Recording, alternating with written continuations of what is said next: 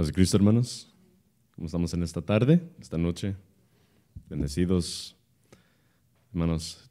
Cada uno de nosotros debemos de estar a sentir esa bendición del Señor por una semana más de vida, una semana más de trabajo, de nuestras familias, aunque un poco lejos, si es nuestro caso, pero la protección, la providencia del Señor es bastante grande, que es doble, bastante. Y pues es un privilegio pues poder ver la mano del Señor obrando en todo aspecto de nuestras vidas, por lo cual en esta noche vamos a tocar un poco de ese tema, de la providencia del Señor y todo lo que Él está haciendo detrás de la escena, y también pues nuestro deber o nuestro llamado en responder a esa gran salvación, a esa gran providencia del Señor. Amén. Así es que les doy la bienvenida a este lugar y les pido que abran sus Biblias a Gálatas capítulo 6, donde seguimos nuestro estudio en ese último capítulo de esa epístola, de esa carta de Pablo a las iglesias de Galacia, que es una carta muy, muy hermosa, como ya hemos estado estudiando por varios meses, y es lo que los eruditos dicen que fue la primera carta escrita por Pablo. Entonces fue la primera información dada a la iglesia, que era combatir el legalismo, combatir la esclavitud espiritual para poder ser y reconocer la libertad que tenemos en Cristo Jesús. Amén. Antes de leer, les pido que inclinemos nuestros rostros y vamos a orar. Padre Santo, buen Dios, te damos gracias, Señor, en este momento por este privilegio de estar aquí, de poder venir a alabar tu santo nombre, glorificarte a ti, Señor Todopoderoso. Te damos gracias, Señor, por tu bondad, Señor, por estar con nosotros en cada momento. En tiempos que nosotros consideramos buenos o malos, Señor, tú estás con nosotros en cada momento para depender de ti, para huir de todo lo que está a nuestro alrededor y venir a ti, Señor, correr, buscarte a ti, Señor. Y te pedimos en esta noche que hagamos eso, Señor, que podamos disfrutar de tu verdad eterna, de lo que tú nos has revelado detrás de tu palabra, Señor, y que nosotros podamos ser edificados y santificados mediante tu palabra santa y pura. Señor, te pedimos que no sea yo que hable o que enseñe, sino tu Espíritu de poder que nos guíe en esta noche para comprender más bien tu voluntad y nuestro llamado en obrar y trabajar para este reino celestial, que es eterno, que no tiene fin. Te damos gracias por todo, en el nombre del Todopoderoso Dios Jesucristo, te damos las gracias. Amén. Gálatas capítulo 6, versículos, vamos a ver el 6 hasta el 10. ¿Estamos ahí? Dice así, leamos todos juntos, Gálatas 6, versículos 6 al 10. El que es enseñado en la palabra, haga partícipe de toda cosa buena al que lo instruye.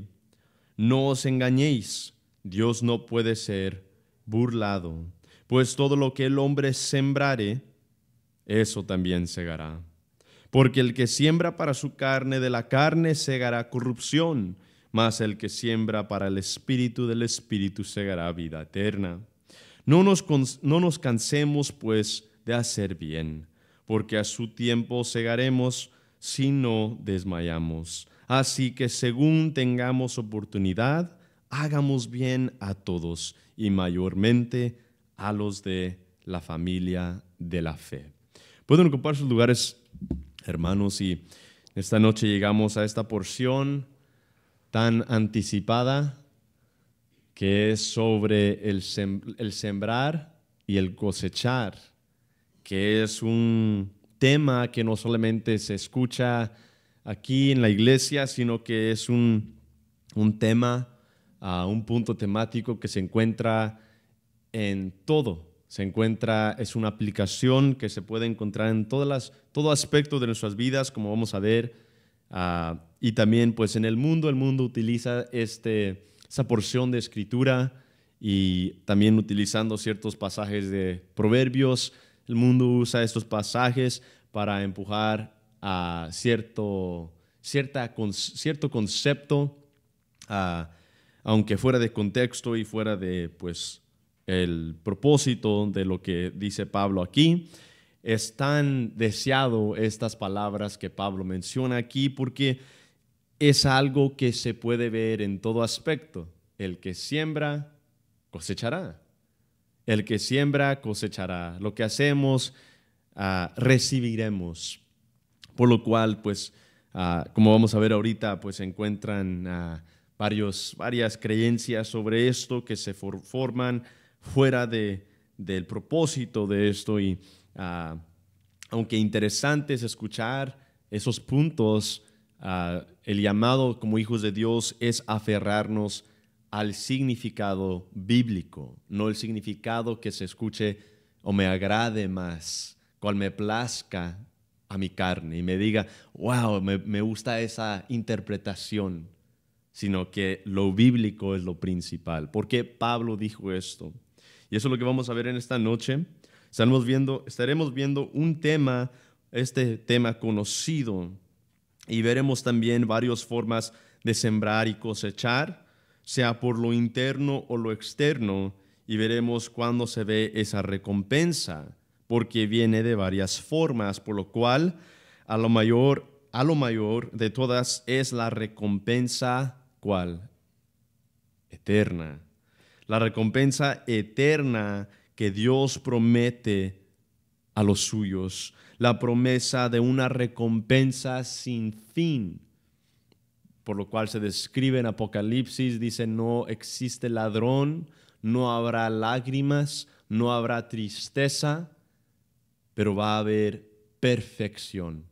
Y eso es lo que cada humano anhela, pero que intenta buscar en varias formas y no en Cristo, que es el único camino hacia esa eternidad, esa verdad de gloria y de gozo y de paz. Pero en eso también estudiaremos y veremos sobre esa mala interpretación de pasajes como que convierte el proceso puro y bueno de Dios, que resulta en dependencia completa en Él. Es decir, el propósito por lo cual dice el que siembra cosecha es para que como hijos de Dios nos aferremos a Cristo. Pero como veremos brevemente, esa mala interpretación de pasajes como este quitan la dependencia de Dios y convierten al humano como un Dios. Y también en la descripción o la explicación carnal ofrece muchas veces o enfatiza solamente cierto aspecto de esta cosecha, que es lo físico y lo terrenal, por lo cual, hermanos, hay grandes recompensas que Dios nos da y nos ha dado aquí en la tierra y que nos dará aquí en la tierra, que podemos ver visiblemente cuando vivimos en esta vida. Confiando en el Señor, podemos ver sus bendiciones en nuestras vidas. Podemos ver su bondad en nuestras vidas cuando vivimos por Él.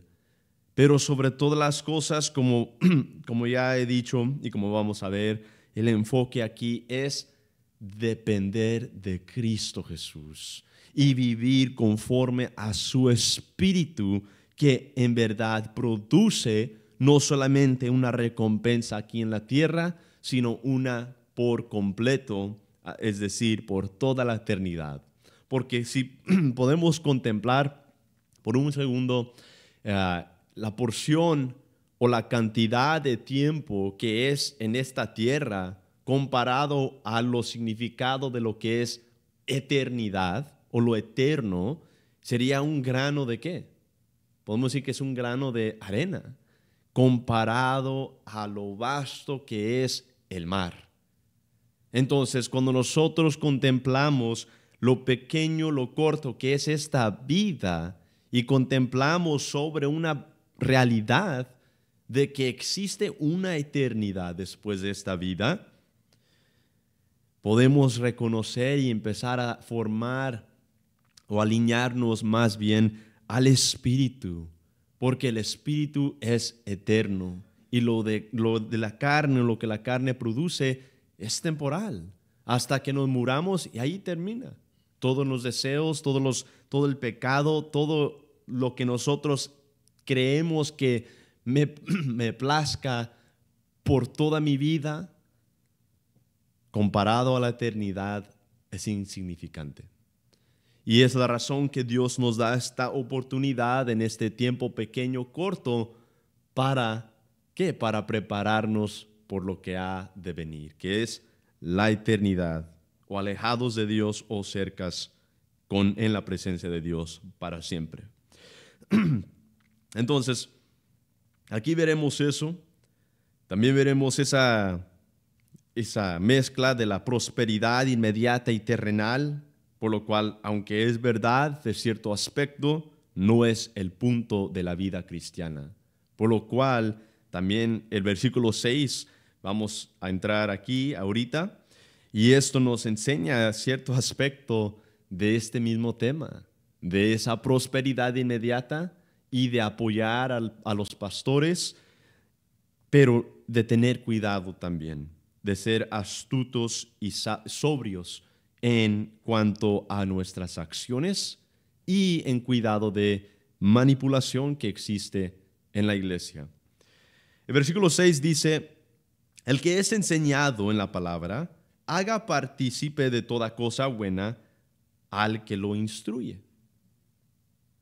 Este versículo, después de haber visto los versículos 1 al 5, se escucha como que está fuera de lugar, porque está hablando de apoyar, ayudar a nuestro hermano cuando cae en pecado, no cuando corre al pecado, cuando cae el pecado, pero de cuidar nuestros propios pasos, de no juzgar a nuestro hermano, sino de levantarlo y de no pensar que no nos puede pasar, ni tampoco acusar o chismear o hablar de un hermano que ha caído, sino simplemente estar allí por él y restaurarlo con paciencia, con benignidad y sobre todo con amor. Pero ahora entra el versículo 6 y como que cambió de ruta por un segundo antes de regresar en el versículo 7. Y este versículo 6, aunque se escucha fuera de su contexto, lugar, más bien, dice, el que es enseñado en la palabra, es decir, todo creyente que tiene un maestro, un pastor, que les instruye en la palabra, haga partícipe de toda cosa buena al que lo instruye. Es decir, en hablando de apoyo para nuestros hermanos, ahora menciona algo específico, hablando de la obra de un pastor, del maestro y del cuidador de la iglesia, el que está sobre la iglesia administrando, cuidando de su rebaño. Y dice, el que es enseñado en la palabra, que es toda la congregación, haga participen de toda cosa buena al que lo instruye. Es decir, apoyen de una forma de sueldo, de dinero. Esto es un mensaje a todo creyente que es instruido por un pastor, mediante la palabra de Dios, que tenga la disposición de apoyar el ministerio, la iglesia, el pastor. Y esto, como ya mencioné, no es un desvío, sino que enfatiza ese mismo amor por su prójimo, por su hermano en la fe, por la familia de la fe. Y esto sigue con el tema de amar unos a otros y con énfasis especial en el maestro, el pastor de la palabra fiel. Porque dice en 1 Timoteo capítulo 5, versículo 17, los ancianos que gobiernan bien sean tenidos por dignos de doble honor, principalmente los que trabajan en predicar y enseñar. Entonces, hablando de los ancianos, de los líderes de la iglesia, que estén de honor, que honremos a estas personas, no como si fueran Dios, sino que como si estuvieran haciendo la obra, por lo cual lo hacen, obrando la voluntad de Dios para los miembros, para la iglesia corporal, para el propósito universal de predicar a Cristo como Señor y Salvador y único camino, verdad y vida, a la vida eterna, por lo cual no hay otro camino, por lo cual Él vino también a salvar, no a condenar, porque el mundo ya está condenado, sino que Él vino a rescatar al perdido, al enfermo, darle sanidad espiritual. Entonces, el que predica, el que enseña, el que instruye, sea digno de doble honor, los ancianos, pero principalmente el que trabaja en predicar y enseñar. Allí está, hermanos, esa enseñanza que muchos a veces no quieren aceptar o rechazan, a decir, pues, ¿por qué tengo que hacer eso? Bueno, cuando alguien se dedica principal y únicamente a la palabra, a la obra del Señor, pues es una obra que tiene recompensa, y eso es el primer ejemplo de una recompensa inmediata, que la recompensa de un maestro quien guía, quien ora por su iglesia y por su congregación, quien anima a su iglesia, quien ama a su iglesia, es digno de ese doble honor. Pero también es importante reconocer que no simplemente porque alguien pide una ofrenda, un diezmo seguido, que demos, si podemos entender que esa iglesia o ese maestro no está predicando la palabra pura o perfecta, porque hay estándares. Eso no es de que nosotros rechazamos quién es pastor o quién no es pastor, sino que la guía para todos nosotros no es principalmente quién. El pastor, nuestra guía principal y única es ¿qué? Es la palabra de Dios. Por lo cual, tristemente, hay muchas iglesias que se basan y pintan a pastores como si fueran los que declaran y conocen, los únicos que conocen más bien la verdad. Pero imagínense que en la profecía de Joel dice que el Espíritu se derramaría dentro de cada creyente para ser instruido, para no olvidar la palabra del Señor. Es decir, que ahora en este pacto, el nuevo pacto de Cristo Jesús, que es el pacto de la gracia, cada uno de nosotros tenemos acceso a la palabra de Dios para escudriñar, orar y poder entender. Poder comprender lo que dice y poder corroborar lo que dice el pastor o traer a luz lo que dicen los pastores, basado no en mi concepto, sino basado en la palabra y en la doctrina que la palabra repite o nos demuestra. Porque Gálatas 5,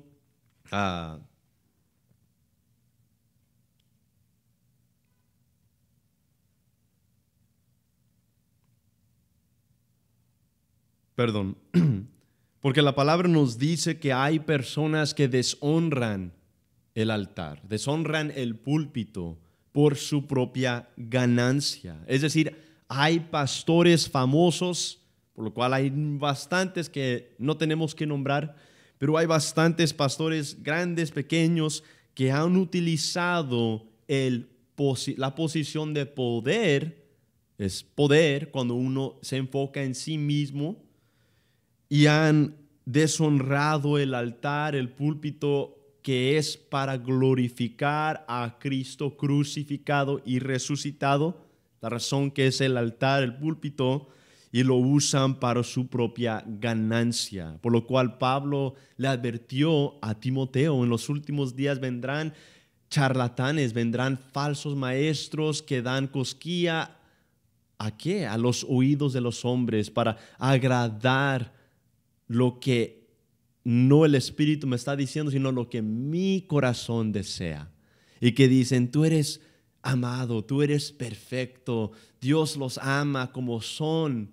Dios nos llama al arrepentimiento y a ser transformados. Y las palabras esas son peligrosas porque el empuje de eso anima a la persona no para ser transformada mediante el Espíritu, sino los anima ¿para qué? Para decir, qué gran pastor, yo quiero diezmar y ofrendar. Y esas personas están ahí por el propósito de robar a la congregación. Y eso es algo no nuevo, es algo que la palabra misma nos declara que el principio, la raíz de todo pecado, de toda maldad es que, Pablo dice, es el dinero, porque el dinero es lo que hace correr todo este sistema mundial. Guerras, envidias, celos, orgullo, tiene que ver con el estado o con la posición que tenemos en esta vida. Yo tengo una posición alta y me pongo orgulloso. Incluso pastores tristemente entran, o falsos maestros, como la palabra dice, entran con ese pensamiento a ver qué uno puede recibir de la congregación, que es lo contrario a lo que dice la palabra, que es que venimos a servir como Cristo mismo vino a servir, y no simplemente sirvió, sino que Él murió por sus enemigos, quien éramos nosotros y quien es el mundo aún. En Gálatas 5:16, Pablo aún dice, ¿me he hecho pues vuestro enemigo por deciros la verdad? Hablando de la iglesia, de las iglesias de Galacia que estaban cuestionando a Pablo por la influencia poderosa de estos falsos maestros con palabras astutas. Y él dice, ¿me ha hecho pues vuestro enemigo por decirles la verdad? ¿Ahora soy el enemigo suyo por decirte que nosotros no somos parte de la ley, sino que somos libres en la gracia, ahora por medio del Espíritu, para obrar y para vivir conforme a la voluntad de Dios, sin exigir una carga que no se puede cumplir y que no trae salvación? Entonces él dice, me he hecho pues vuestro enemigo por deciros la verdad. Versículo 17, tienen celo por vosotros, hablando de los falsos maestros, vienen con celos, hermano, y vienen con ese celos tan grande que uno dice, wow, el pastor en verdad me ama. Ama lo que tenemos, no ama lo que son. Hijos de Dios, tienen celo por vosotros, pero no para bien, sino que quieren apartaros de nosotros para que vosotros tengáis celos por ellos, en vez de celos por ¿quién? Por Cristo. El fin de una iglesia que abusa de los miembros, de falsos maestros, que abusan de los congregantes, de los hijos de Dios o de los que se congregan, es que amarán a sus líderes más que a Cristo. Hablarán más de sus líderes que Cristo. Se enfocarán más en el sistema de la iglesia más que en obrar cada día en el trabajo o en el hogar o entre amigos y familia. El llamado principal del creyente es estar listos dentro y fuera de tiempo. Es decir, que nosotros no venimos a la iglesia y que aquí somos santos y salimos y afuera somos no santos. Nosotros somos santos por la transformación radical del Espíritu eterno de Dios. Es decir, que nuestro hogar, nuestro lugar de alabar y de adorar, no es solamente este lugar, sino es cada paso que tomamos en nuestras vidas. Porque los templos verdaderos del Espíritu son ¿quién? Nosotros. ¿O no saben que vosotros son templos, el templo de Dios, por el cual mora el Espíritu? Y dice, y es celoso. El Espíritu es celoso por lo que es suyo. Primero de Timoteo 5:5 también dice, y constantes rencillas de hombres corruptos de entendimiento y privados de la verdad, que suponen que la piedad, ellos suponen que la piedad, hablando sarcásticamente, retóricamente, la piedad es una fuente de ganancia. La piedad, ¿qué sabemos qué es? La piedad es vivir conforme a Cristo, a Dios. Y él dice, suponen que esos falsos maestros, suponen que la piedad es dinero. La piedad es una fuente de ganancia, apártate de los tales. Pero gran fuente de ganancia es la piedad acompañada de contentamiento. Imagínense, Pablo dice, la gran fuente de ganancia verdadera no es lo terrenal, es lo que Dios provee, que es principalmente la salvación, y acompañado con la salvación es contentamiento, es decir, es gozo, es ser satisfechos en lo mucho, igual como en lo poco. Porque nada hemos traído, versículo 7, nada hemos traído a este mundo. Moriremos y ¿qué vamos a llevar al cielo? Nada, más nuestras almas. Porque nada hemos traído a este mundo y sin duda nada podremos sacar, así que teniendo sustento y abrigo, estemos contentos con esto. ¿Con qué? Con sustento y abrigo. ¿Tenemos ropa? Estemos contentos. Tenemos sustento, tenemos un techo, un hogar, tenemos comida, tenemos trabajo. Contentos. Amén. Y contentos más ahorita que es viernes. Porque los que quieren enriquecerse caen en tentación y lazo, y en muchas codicias necias, porque raíz de todos los males es el amor al dinero, el cual codiciando algunos se extraviaron de la fe y se traspasaron a sí mismos con muchos dolores. Versículo 11, mas tú, oh hombre de Dios, huye de estas cosas y sigue que no el dinero, no la ganancia, no el orgullo, sino la humildad. Y sigue la justicia, la piedad verdadera, la fe, el amor, la paciencia, la mansedumbre. Sigue lo que el mundo no puede ofrecer, es lo que está diciendo. Porque eso es lo que el Espíritu nos capacita a tener: justicia, piedad, fe, amor, paciencia, mansedumbre. ¿Y el mundo ofrece qué? División, amarguras, contiendas, palabrería, morderse, consumir unos a otros, odiar, orgullo, avaricia, todo lo que es terrenal, que no tiene vida. Pero la palabra nos dice que sigamos lo que no ofrece ningún hombre, lo que no ofrece ninguna cosa, y eso es lo que ofrece solamente Cristo, nuestro Dios: la justicia, piedad, fe, amor, paciencia y la mansedumbre. Versículo 7, no os engañéis, Dios no puede ser burlado. Hablando de muchas cosas aquí, Pablo está enfatizando que Dios no puede ser burlado. Alguien entra al púlpito hablando de este mismo tema del versículo 6, podemos añadir esto: si alguien se burla, es decir, estos no saben nada, podemos hacer una ganancia grande. Están engañando a las personas, pero ¿quién no pueden engañar? Y dice, no os engañéis, aún nosotros mismos que queremos ganancia, Dios no puede ser burlado.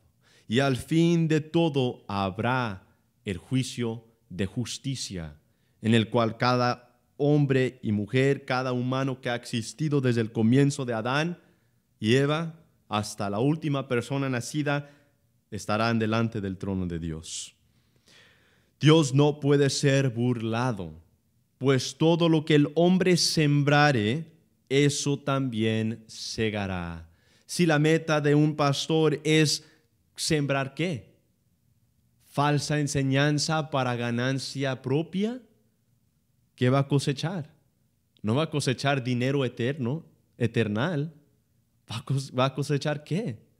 Un juicio duro, una condenación es lo que es, por abusar y manipular y trastornar el evangelio de vida. Por lo cual, el inicio de esta carta, hermanos, Gálatas 1:8, ¿qué dice? Si alguno predica otro evangelio, por lo cual no hay otro evangelio. Si alguno predica cualquier otro evangelio contrario a lo que, opuesto a lo que hemos predicado, que es que Cristo es Dios, que Cristo vino al mundo, que Cristo vino para salvar, que Cristo entregó su propia vida y resucitó para declarar que la muerte y el pecado no lo pudo detener, demostrando y confirmando que Él fue el indicado, el ungido, el Mesías, el amado, el Hijo de Dios. Eso es el evangelio. Arrepiéntense de sus pecados, y acepten a Cristo como Señor y Salvador, porque no hay nada más en esta vida, no hay otro propósito en esta vida aparte de ser llamados y venir delante de los pies de nuestro Creador y vivir y aceptar y humillarnos delante de Él, para que Él nos levante. Dios no puede ser burlado, pues todo lo que el hombre sembrare, eso también segará. Eso es el evangelio verdadero. Si alguien viene con otro evangelio, Cristo no es Dios, Cristo no murió, Cristo no resucitó. Incluso Cristo te dará ganancias y no habrá sufrimiento en tu vida. Pero ofrenden, diezmen, den diezmo. Eso es otro evangelio. Porque Cristo dice, en este mundo habrá aflicción, pero he aquí, yo he vencido al mundo. Yo he vencido todo lo que el mundo pueda afectar o quiera tomar control de nosotros. Cristo dice, yo he vencido todas estas cosas. Cristo también nos dio ese ejemplo con su propia vida de entregarse en muerte y derramar sangre. Todos los profetas fueron martiriados y ejecutados. Siempre menciono esto. Todos los apóstoles menos Juan fueron martirizados. Fueron ejecutados. Pablo fue decapitado. ¿Eso es no sufrimiento en esta vida? ¿Eso es ganancia de lo cual se predica en estas iglesias? No habrá nada de enfermedad. ¿Qué dice Pablo? Dios me dio un aguijón de enfermedad para que en mi debilidad se declare ¿qué? Su poder. Nuestra debilidad es donde se exalta Cristo, porque es en nuestra debilidad donde el hombre y el corazón del hombre no tiene esperanza y cree que no hay salida de su condición. Y es en esa debilidad donde el Hijo de Dios está feliz detrás de sus luchas y pruebas, por lo cual la humanidad puede ver al Hijo de Dios y decir, ¿cómo es que está sufriendo y está tan gozoso? Tiene paz. Yo no tengo eso y yo no estoy sufriendo. Eso es lo que Dios da.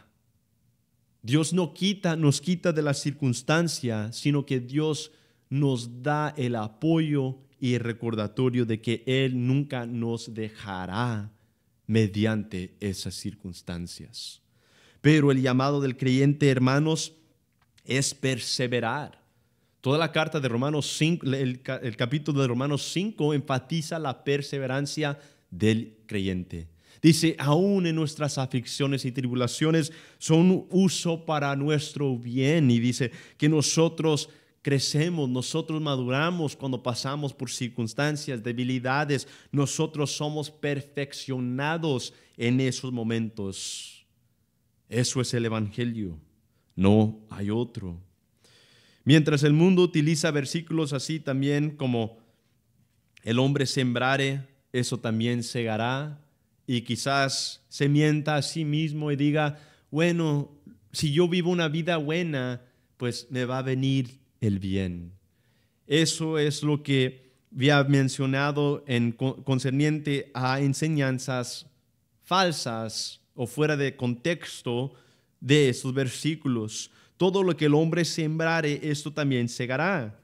El mundo utiliza estos versículos bíblicos trastornando, su propósito y trastornan su propio entendimiento, falta de entendimiento, siendo ciegos, utilizando la palabra que no conocen, las palabras de Dios que siempre se alinean a su causa, a su propósito, a los que le aman, y que nos guía detrás de esas palabras, el que sembrare, eso también segará. Esto nos guía ¿de cuál forma?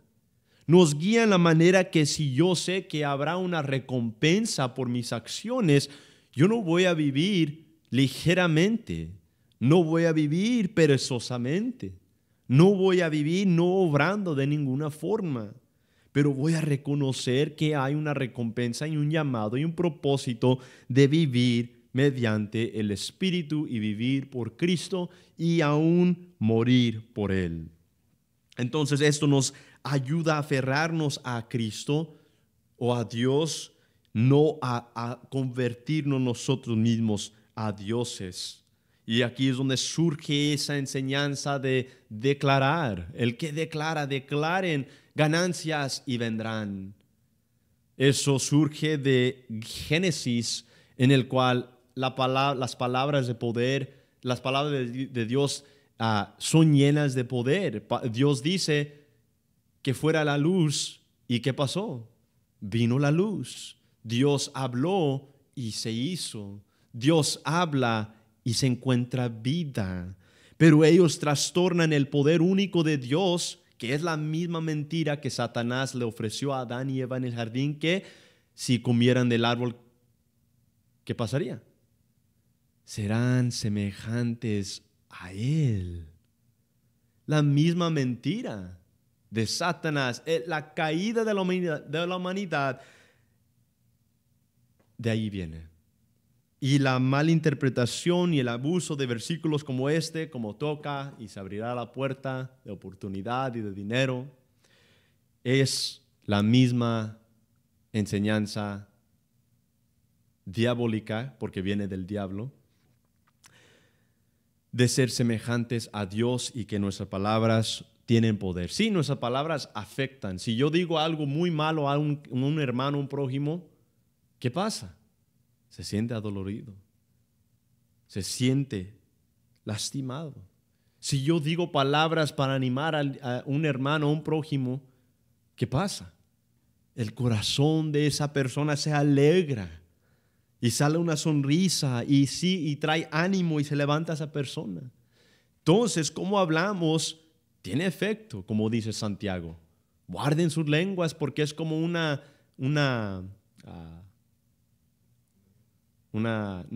chispa, que con una chispa se enciende todo el bosque y quema todo el bosque. De la misma forma, nuestras palabras tienen poder y dice nadie puede controlar su lengua. Es difícil. Imagínense decir, oh, yo sí puedo. Lo surge algo y me siento cansado y ¿qué pasa? Ahí sale. Y luego dice, ay, ¿por qué dijimos eso? Y no pensamos eso hasta que hablamos y decimos cosas que no debemos decir. Entonces, palabras tienen efecto. Pero para decir que nosotros podemos mover el sistema y el orden que solamente tiene Dios, y eso es lo que Cristo dice. Y eso es lo que mismo Santiago dice en Santiago 4. Dice, no digan, mañana haremos esto, y el otro día esto, y en un año vamos a hacer esto, sino digan, si Dios permite, haremos. Si Dios nos da el privilegio de vivir mañana, haremos esto. Porque nadie tiene el poder ni el control de conmover el orden que está puesto en lugar. Entonces esta falsedad que vino desde el jardín para engañar al humano de ser semejante y de tener ese poder de Dios, fluye aún ahorita cuando dicen todo lo que el hombre sembrare, eso también segará. Y se abusa también en el mundo porque se utiliza para el sistema de karma, que lo que uno da se le regresará. Lo que uno tira al aire, al universo, las vibras, como dicen, regresará. Y si yo me porto mal, el mundo, el universo me va a dar algo mal. Hermanos, el universo no tiene poder. Dios está en control de todas las cosas. Y para aclarar, no existe el karma, pero existe disciplina de Dios. Y eso es un punto muy importante de entender cuando vemos que el hombre sembrare, eso también segará. ¿Qué significa entonces que lo que el hombre sembrare, eso también segará? Si no tiene que ver con mi ganancia propia, con mi dinero, pero tiene que ver con ¿qué? Con lo espiritual y con mi diario caminar y de elegir al Espíritu y escuchar la voz del Espíritu mediante la palabra del Señor, la que está guardada en nuestros corazones o que debe de estar guardada en nuestros corazones para hacer la voluntad perfecta de Dios, porque Cristo dice, sed santos como yo soy santo. No dice, sed ricos, dice, sed santos. Dice, santos es lo contrario del sistema mundial. Dice 1 de Juan, capítulo 3, el mundo no nos conoce. Nosotros vivimos en el mundo y el mundo nos ve como extraños. Los aleluya. Alguien me llamó eso una vez, hace años, ahí en Panorama. Me dijeron un aleluya. Estaba hablando con unos amigos de un amigo y me dijeron eso y yo, interesante. La primera vez, pero eso es lo extraño. Incluso ahorita donde trabajo, pues me llaman el hermano. Y eso es para distinguir, el hermano, ese ya es mi nombre. Entonces, pues hay esos nombres y sea de burla o no, pues son títulos que el mundo da, porque el mundo no conoce a los que son de Dios. El mundo dice, conoce a los suyos, pero el mundo no conoce a los que son de Dios. Entonces, mientras el mundo utiliza estas palabras, nosotros sabemos el propósito verdadero que es lo espiritual, porque más grande de lo físico es lo eterno. Más grande de lo terrenal y lo temporal es lo espiritual y lo que es para siempre. Y lo que uno siembra en esta tierra corta se dará a luz o se pondrá en luz en el día del juicio del trono blanco.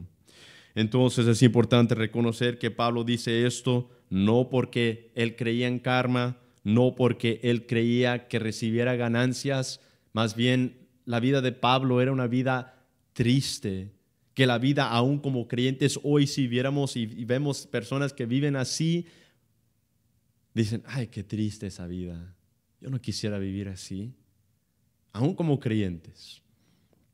No tenía hogar y así ninguno de los profetas tuvieron hogar, así ni Cristo tuvo hogar. Por lo cual dice que el Hijo de Dios no tiene un lugar para recostar ¿qué? Su cabeza. Porque esta tierra no fue su hogar. Incluso para nosotros esta vida, este mundo no es nuestro hogar. Entonces el sembrar no es tiro también sin conciencia al universo en dependencia propia, al aire, sino que sembrar es exactamente lo que dice. Sembrar son semillas de nuestras decisiones plantadas en todos aspectos de nuestra vida, en lo espiritual primero y luego en lo físico. En lo espiritual primero, siendo llenos del Espíritu, de la sabiduría de Dios, de la palabra de Dios, teniéndola y guardándola en nuestro corazón y meditando sobre la palabra diariamente para vivir conforme al Dios Todopoderoso, el creador del universo, el creador de todo el hombre, el creador de los cielos, de lo visible y lo invisible. Y luego en lo físico, en el trabajo, en el hogar, en nuestras mentes, en nuestros corazones, en todo lugar estamos sembrando semillas. Pero surge la pregunta, ¿ahora qué estamos sembrando? El resultado de tales decisiones o tales semillas se verán quizás en esta vida. Si uno trabaja duro y se enfoca y se disciplina, logrará muchas cosas, por lo cual se verá físicamente. Uno se disciplina en negocio, comienza un negocio y con mucha oración y con mucha disciplina llega a ser prosperoso o a prosperar más bien en esta vida por su disciplina. Pero también existe la recompensa más grande que no se verá en esta tierra por completo. hasta que lleguemos al cielo. Y el resultado de tales decisiones o tales semillas se ven y también no se verán hasta que estemos con Dios. Y entonces hay muchas formas de sembrar y cosechar, pero el mayor o lo principal de este versículo es lo espiritual. Mientras todo tiene su cosecha, el enfoque de Pablo aquí es concerniente a la vida espiritual para santificar al Hijo de Dios, para santificarnos como hijos amados de Dios. Es decir, también nos está hablando de la salvación, porque muchos también dicen que está hablando de la salvación. El que siembra bien cosechará bien y llegará al cielo. El que siembra mal no va a llegar. Aunque de esa forma también el hijo del mundo no cosecha bien, sino corrupción. Y el que cosecha mediante el Espíritu cosecha lo bueno y llega al cielo. Pero no es mediante lo que uno coseche, sino depende todo en la justicia del hombre en Cristo Jesús. Y eso también es un punto muy importante a reconocer aquí. Es decir, que hay diferencia grande en el proceso de santificación, por lo cual la santificación es el proceso de hombre o mujer que ha sido ya justificado por Cristo, por lo cual resulta en la santificación.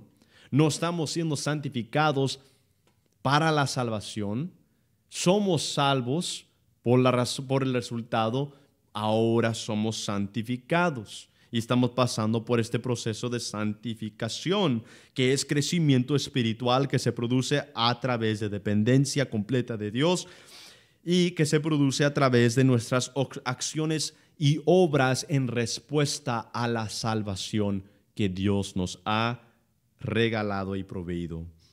Y esto Pablo enfatiza porque el tema aquí, que esta carta y en este capítulo es constante. Habrá una recompensa, una cosecha, y lo que nos esforzamos a hacer ahora como hijos de Dios se va a poner en luz en el día de gloria.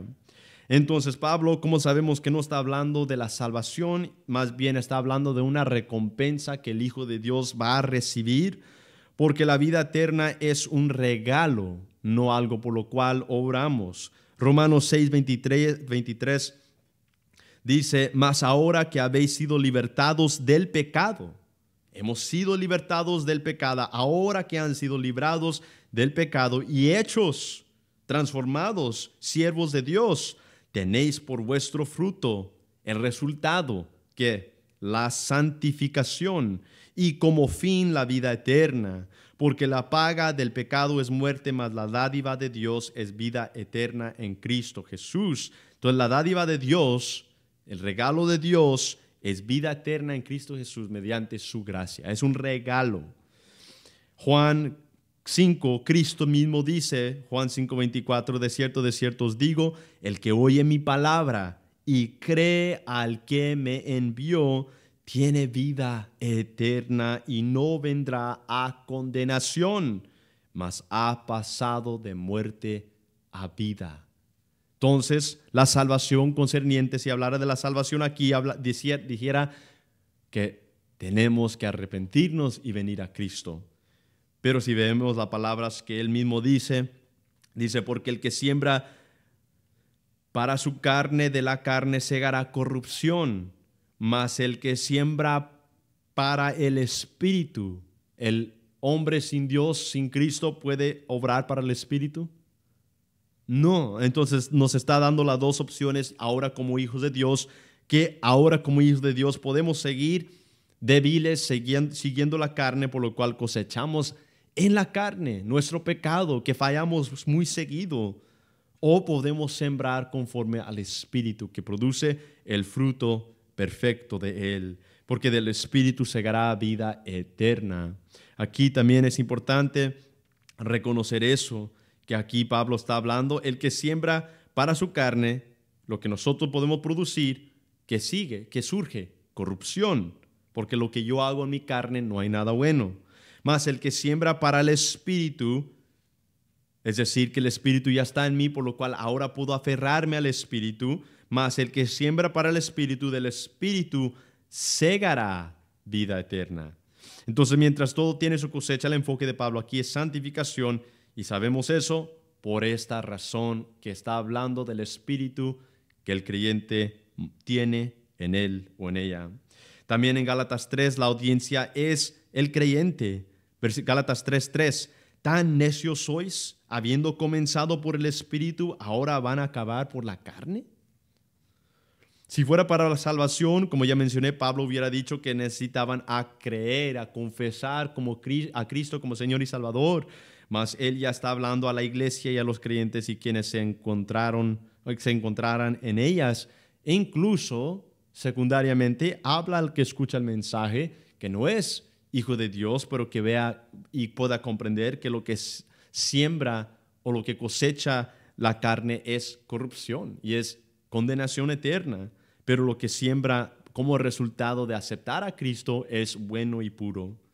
Entonces, esto no está hablando de la salvación, porque Romanos 11:6 también dice, y si por gracia, hablando de la salvación, ya no es por obras. De otra manera, la gracia ya no es gracia. Si yo digo, tengo que participar y mi obra ayuda a llegar al cielo, ya no es gracia, ya no es regalo.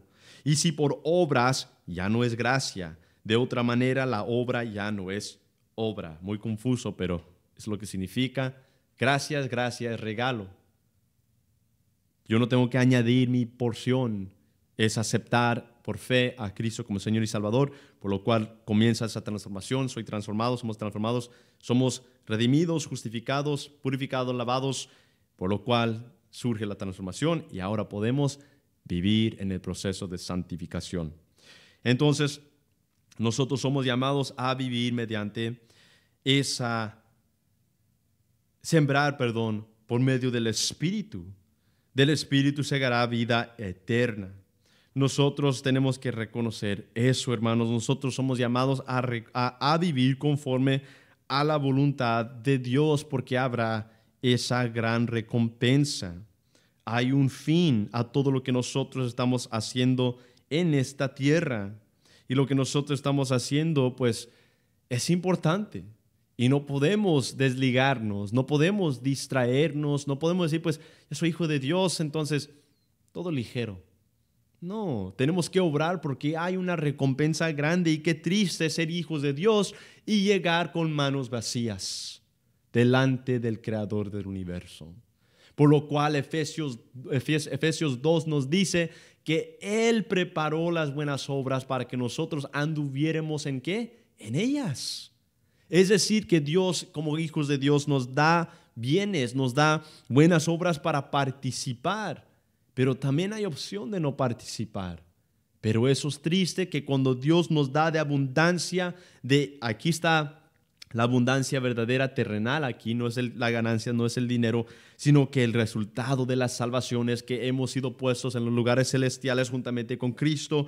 Eso es nuestra herencia, el cielo, la vida eterna. Y que no solamente eso, sino que nos capacita y dice, nos ha bendecido con bendiciones más grandes e incomparables de riquezas espirituales, por lo cual nosotros podemos venir a Él, podemos aferrarnos a Él y Él nos ayuda en todo lo necesario para vivir conforme a su imagen, conforme a su llamado para nosotros, y eso es para obrar la buena obra. Eso es el resultado de la salvación, no el medio de la salvación. Y Pablo aquí dice eso en 1 Corintios 3, ya para terminar, 1 Corintios 3, 10, hablando de la recompensa para los hijos de Dios. Eso demuestra que no está hablando de la salvación, sino de una recompensa.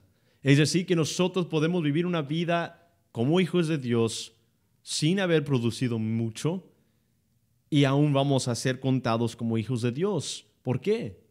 Porque nuestra salvación, como ya mencioné, no se basa en lo poco o lo mucho que hace el Hijo de Dios, sino que se basa ¿en qué? En la justicia de Cristo Jesús. Y tristemente muchos rechazan eso, incluso muchos creyentes que pues no pueden reconocer eso, rechazan eso y dicen, ¿cómo es que soy justificado por Cristo y no tengo que obrar? Si tienes que obrar, porque también la obra demuestra ¿qué? Que verdaderamente pertenecemos a Él. Los conocerás, ¿por qué? Por sus frutos. Entonces no es simplemente decir, yo acepté a Cristo hace 30 años. Es de ver la obra. 1 Corintios 3:10, conforme a la gracia de Dios que me ha sido dada, yo como perito arquitecto puse el fundamento y otro edifica encima, pero cada uno mire cómo sobreedifica. Cada uno de nosotros estamos sobreedificando un edificio. El base o el ángulo de la piedra angular del edificio es ¿quién? Cristo. El fundamento es ¿quién? Cristo. Y los apóstoles son los pilares sobre el fundamento. Y sobre el fundamento que ya no se restablece otra vez, siguen los niveles del edificio. Y eso somos nosotros. Y nosotros en este año 2025 estamos en el último piso, más arriba. Y eso estamos sobreedificando sobre el fundamento que es Cristo.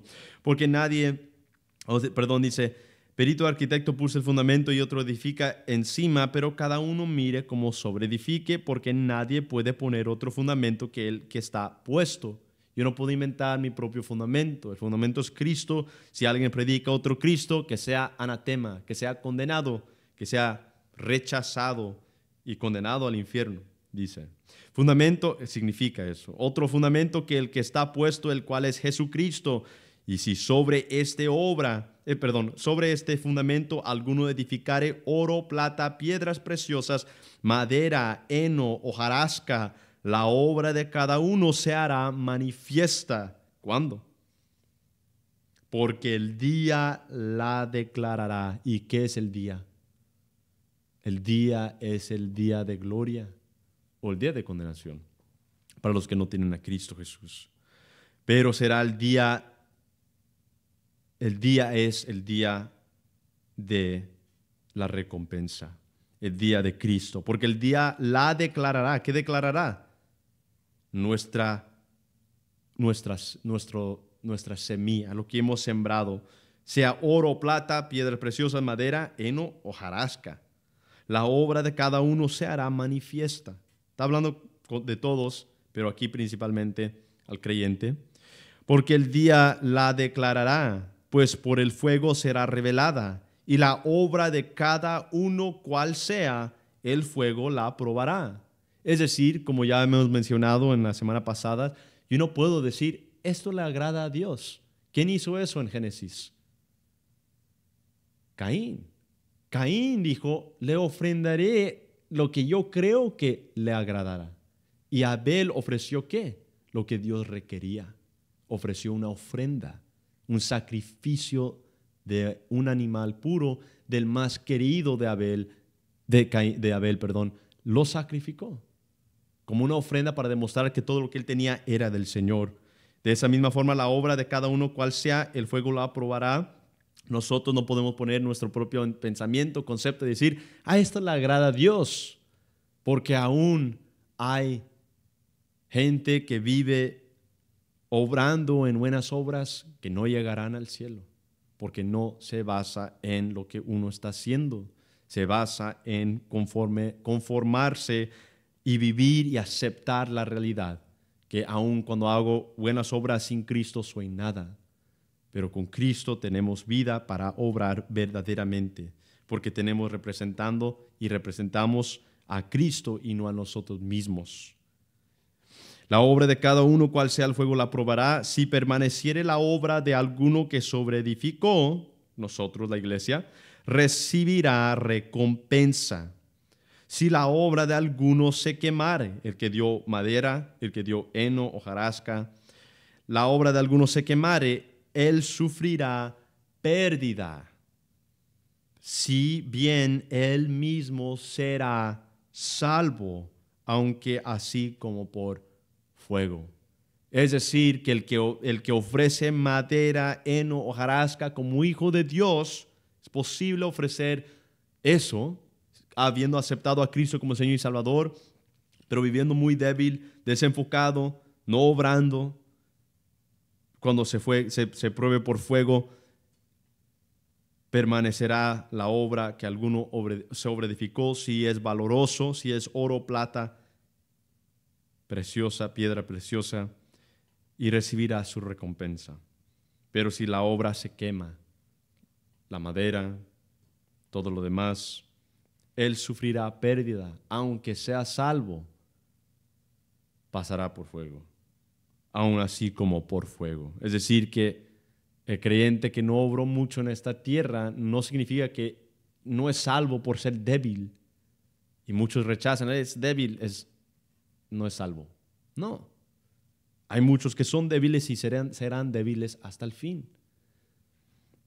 Pero si bien él mismo será salvo, pero es como que prácticamente arrastrándose para entrar.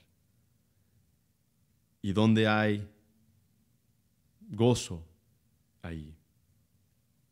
Mas la palabra nos dice en Colosenses 2:8, mirad que nadie os engañe por medio de filosofías y huecas sutilezas, según las tradiciones de los hombres.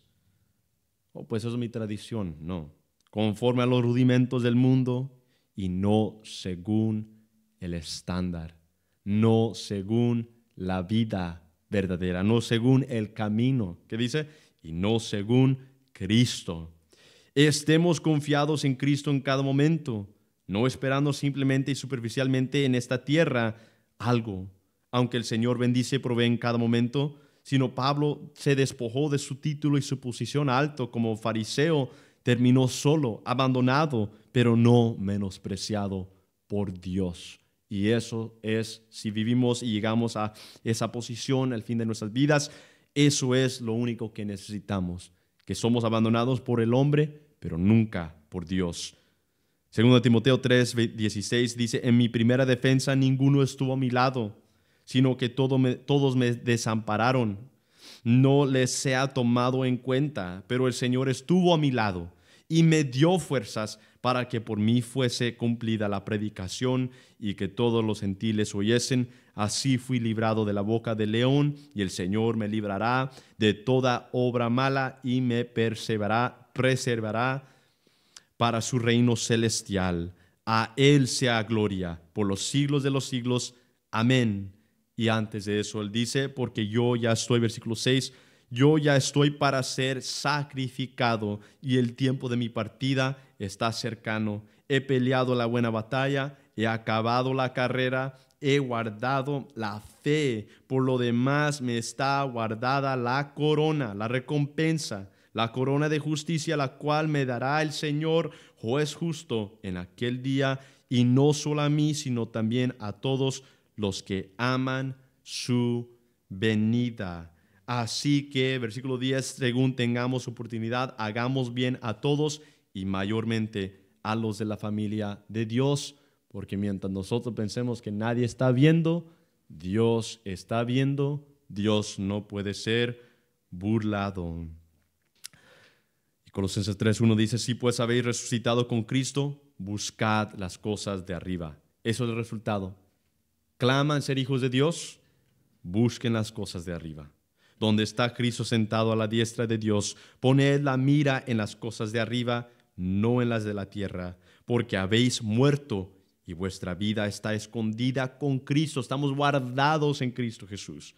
Cuando Cristo, vuestra vida, nuestra propia vida es Cristo, se manifieste, entonces vosotros también seréis manifestados con Él en gloria. Sí, hermanos, pido que se pongan de pie, vamos a ser despedidos.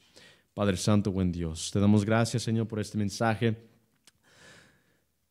tan interesante y fascinante cuando podemos ver, Señor, este propósito, este llamado tuyo de sembrar bien, Señor, no solamente en lo físico primariamente o primeramente, sino, Señor, sembrar espiritualmente, enfocarnos y aferrarnos a tu Espíritu que mora en nosotros para vivir conforme a tu voluntad, para recibir una recompensa grande, para ser recibido con una entrada amplia hacia tu trono y tu reino celestial y eterno, Señor.